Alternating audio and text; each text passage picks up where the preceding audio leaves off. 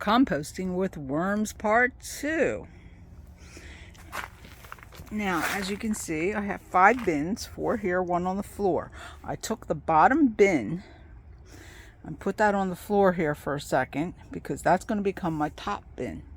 What's going to happen is I'm not putting any food or garden waste into that bin, because I want to starve those worms to go into my new bin here, which, if you see, this is the worms I had sorted out. This is some new compost, banana peel, lettuce, lots of coffee grounds, egg cartons, some avocado pits. They're all in there. And there's all sorts of worms. I got lots of baby worms in this one. So that's going to go, that's my new top bin. Now, what I'm going to do is, I just put all that in there. I'm looking for my, there we go. I have some dirt in here. I'm going to add some more dirt on top of this.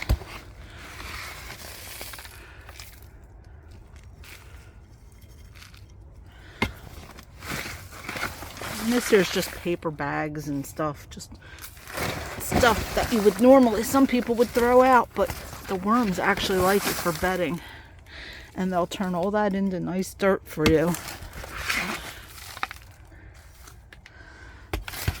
Makes the best fertilizer too. You just have to add some eggshells.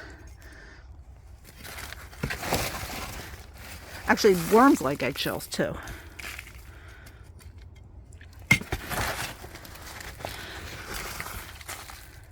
It helps their digestive system. So, that's about it. And that's my new worm bin. Now, this is going to take about, I'm going to say, these bins are pretty well seasoned because I kind of fell behind. I would say in another week, I could do this bin. And in another week do that bin, and then we're going to be on to every 3 weeks probably do a bin. That's all we'd have to do, is about every 3 weeks.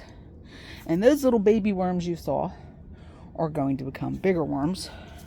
I'm trying to see if I can find you how big they usually are. There's so many babies in there, it's amazing. Now I'm going to take this bin. Hold on a second. I'm going to need 2 hands. Ugh. This bin, looking for any worms on the floor that might have seeped out. No. This bin will now be on the top. And a lot of these worms, watch. This is going to be gross if you don't like worms. Look at. See how little they are? Those are little worms. Those are not the biggies. And yeah, I got tons of little baby worms. Even this one, that's about a medium. That's about the size where they will start reproducing them. I'm trying to find a worm sack for you, like a little eggy thingy. Here's one here. No, that's just, they look like little pebbles. You can't even tell. They're hard to tell.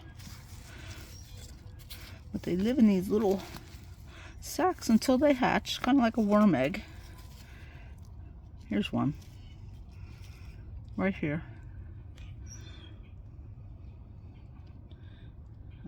Where'd it go? Oh, it's right there. See that? That looks like a pebble. If I was to crack that, depending on the stage of development, there would be a little worm in there. But I'm not going to do that. You can see most of these, like I said, my big worms are migrating. These are called red wigglers. And these are like one of the best worms for composting. They eat 5 times their weight every day. So you can imagine how much they can go through. Look at them all. This is all inside an avocado pit. So we're disturbing them right now because what we want them to do is we want to disturb them because I'm not going to feed them. I just put a new tray underneath. We want all of them, like the bigger ones especially. They're smart. They know. They're looking for more food. The bigger ones, they're going to migrate south to where all the new food is underneath them. Because the bin, if you see it, it has little holes in it. And they can go from one bin to the other. They can go up and they can go down. Now, all this nice rich soil here in between these worms, this is all going to be going into my bin there to be put into my garden.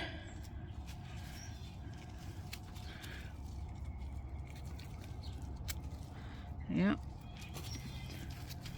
So we got this. What you want to do is you want to loosen this up because this has a lot of weight on it. You want to loosen it up. Make the little guys happy. Now, way you can speed up migration into the bottom worm bin is if you have the sun shining. When the sun shifts, it'll shine on here. If I leave the lid off of this, the sunlight will make the worms burrow deeper into the bins. So a lot of times when I'm going to do my worms, so you don't have to sift out a bunch of worms, you just leave the lid off in the sun for an hour, and they will migrate into the bottom bin. And make sure it really cuts your time by a third. So that is worm. What do they call it? Vermicomposting or vermicomposting or something like that. There's a whole YouTube series on it. Various different people. One guy's really good, but he's kind of creepy. Makes me wonder how many bodies he's decomposing in his basement, but I can't remember his name. But anyway, he's who I kind of learned a lot of this from. And it's definitely cut my gardening bill in half as far as buying extra soils. And because you can take last year's flower pots, pull them out, shake off the roots, and all that soil I put in this bin over here, and I just put it back in my worm bin, and it gets fortified and reused.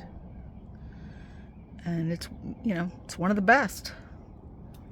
So I really don't feed my plants a lot of additives or any kind of nutrients.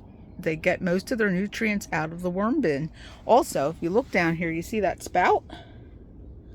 Right here? There's like a spout. What you want to do is, every once in a while, the seat gets a little dry. You want to get some water and water the bin. Not too much. Maybe a quart at a time. And not only that, you have to remember the worms are going through the soil. They're going to the bathroom, which is actually making the soil and composting it, and it's what makes it so rich. But it also can raise the acidic level on the worm. Okay, so it's kind of like they're running around in their own urine and feces. It's, like I said, gross. But by putting some water in, you're actually rinsing them off, and it keeps them healthy. And all that water goes to the bottom with that spout. Then you can take a tray, or I use a little bowl, and open that spout, and it's called worm tea, and that comes out. And now you can mix that, I would say 1 cup of that to a gallon of water, and water your plants with it, and you will see a big boost in production. This will give them all the nutrients they need. Mother Nature, God provides for everything. You just have to know how to go about obtaining it. So that's it for today, folks. Any questions? Leave me questions in the comments, and I'll be happy to answer them if I can, or at least direct you. Have a good day.